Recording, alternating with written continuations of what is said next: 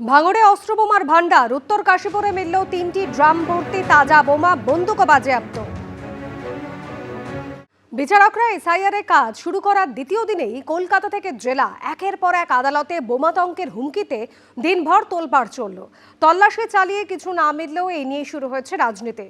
ষড়যন্ত্রের তত্ত্ব খাড়া করে একে অপরকে নিশানা করেছে শাসক এবং বিরোধী রাজনৈতিক দলগুলি।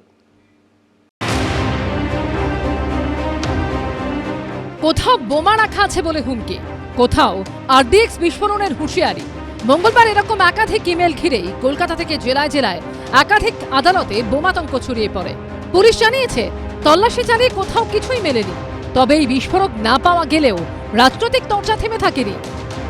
In West Bengal, lower judiciary and entire judiciary is under threat. बहुत सारे डिस्ट्रिक्ट जज बेल भी नहीं देख सकते, उसका घर में लोग घुस जाते हैं। तृणमूल का विचार चल रहा है, किसी तृणमूल का कार्यकर्ता के ऊपर घर में 100 लोग घुस गए।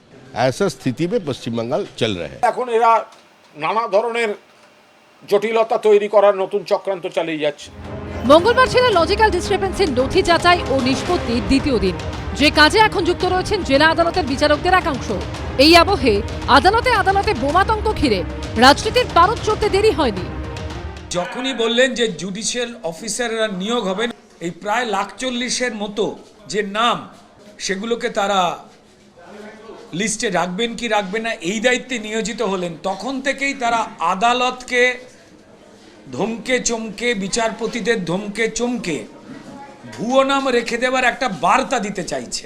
তৃণমূল যতদিন থাকবে ততদিন প্রত্যেকটি দিনেই এই ধরনের আতঙ্কের পরিবেশ সবাই দেখতে পাবেন। জুডিশিয়ারিকে যেহেতু দায়িত্ব দেওয়া হয়েছে, তারাও যাতে ঠিকমতো কাজ করতে না পারে, এটা বিজেপির ইন্টারেস্ট কতটা, তৃণমূলের ইন্টারেস্ট কতটা অন্য কথা, কিন্তু একদিনে একসাথে একাধিক জায়গাতে যখন এই থ্রেট কল, বেসিক্যালি যদি বলা হয় থ্রেট কল যায়, তখন বোঝা যায় যে আসলে রাজ্যে আইনের শাসন বলতে কিছু নেই, সবটাই জবরদস্তি করে চলা। পাল্টা জবাব দিয়েছে তৃণমূলও।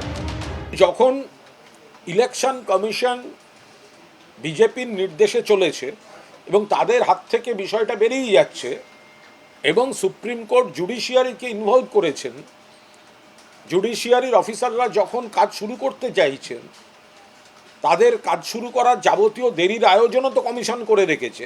আর তারপরে বিভিন্ন কোর্টে বোমাতঙ্কের এসব ছড়িয়ে কারা করছে তো মানুষ অনুমান করবেন। হুমকি মেলের ঘটনায় হেয়ার স্ট্রিট থানায় অভিযোগ দায়ের করেছেন নগরদারা আদালতের রেজিস্ট্রার জেনারেল।